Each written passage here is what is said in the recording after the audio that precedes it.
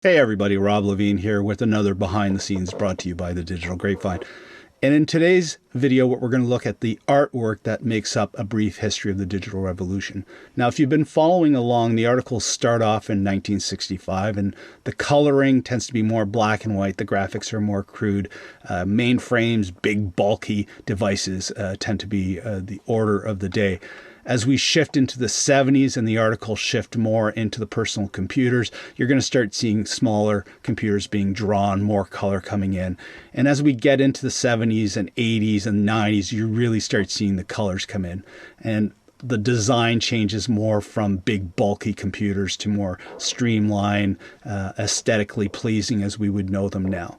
As we get into the 2000s, the apps of the smartphones become predominant, so the graphics showcase that as opposed to computers. And I'm introducing more, ultra realism in some of the imagery as well. So obviously the graphics change from era to era. So what I did is I created prompts to represent the various eras. So if we start off in 1965, I wanted to get a very black and white crude layout.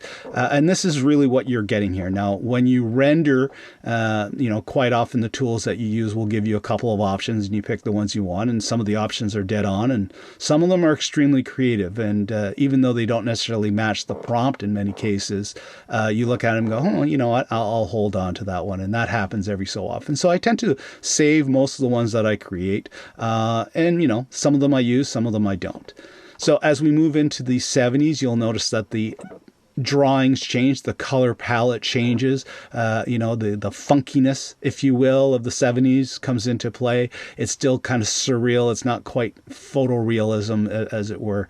As we move on, the prompt changes, and now we're getting a bit more modern, right? We're seeing more desktops, and that plays into the era as well. So moving on, we've got the 90s, playing off a bit more of the mobile coming into the play, the laptops coming into the play, the flat colors coming into the play.